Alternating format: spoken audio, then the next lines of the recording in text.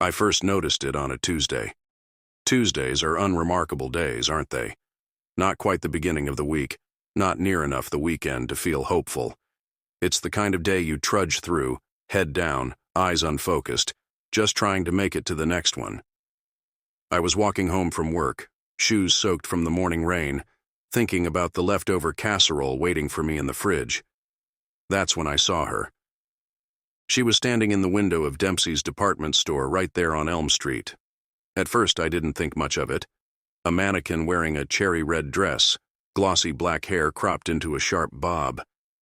But there was something about her posture. It wasn't stiff like mannequins are supposed to be. Her arms hung at slightly odd angles, as if mid-sway, and her head was tilted just enough to make her seem aware. I stopped, blinking away the rain dripping from my hair. Hadn't I seen that mannequin before? Of course I had. Dempsey's had been around forever, and their displays hardly ever changed. But I could have sworn her head was tilted in the other direction the last time I passed by. That's when it happened. She moved. Not a lot. Just the slightest twitch of her fingers, like someone cracking a knuckle. It was so subtle I might have missed it if I wasn't staring so hard.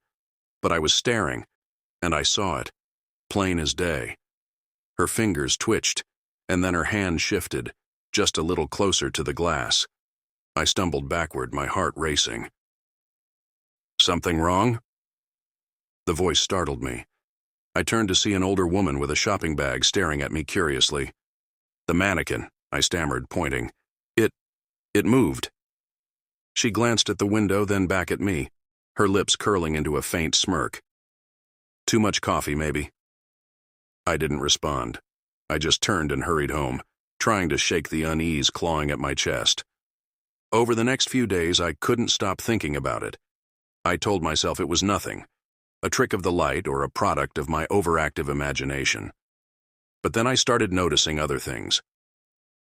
At the pharmacy on Main Street, a mannequin wearing a lab coat seemed to shift positions every time I glanced at her. One moment she was holding a clipboard against her chest, the next it was angled toward her side. And the mannequin at the bridal shop, I could have sworn she winked at me as I walked by.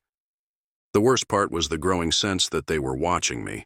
It's hard to explain, but there was this tension in the air whenever I was near one, a prickling sensation at the back of my neck, like the mannequins were holding their breath waiting for me to look away. Last night I made a mistake. I couldn't help myself. The curiosity was too much. I went to Dempsey's after hours. It wasn't hard to get in.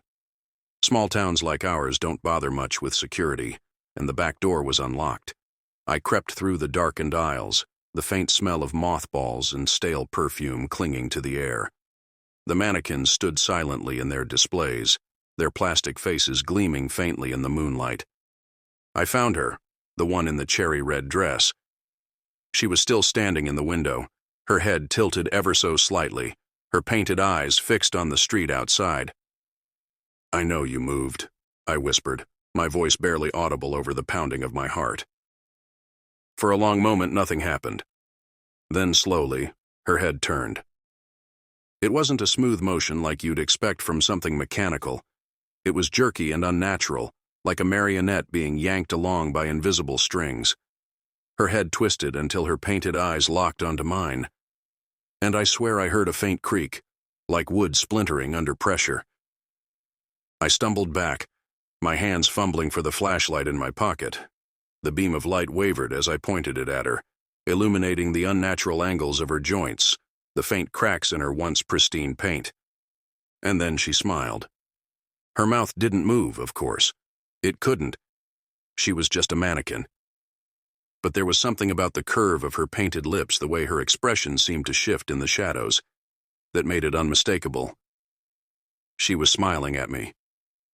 I ran. This morning the whole town felt different.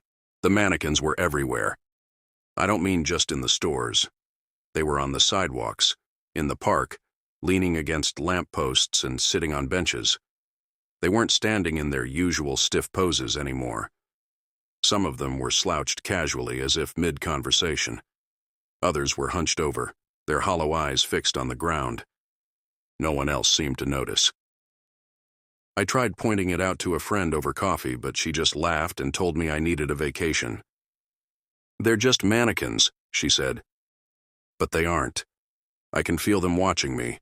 Every time I glance away, I catch the flicker of movement out of the corner of my eye, a hand shifting, a head turning. Last night, I woke up to find one standing at the foot of my bed, its unblinking eyes staring down at me. I don't know what they want. All I know is that they're getting closer.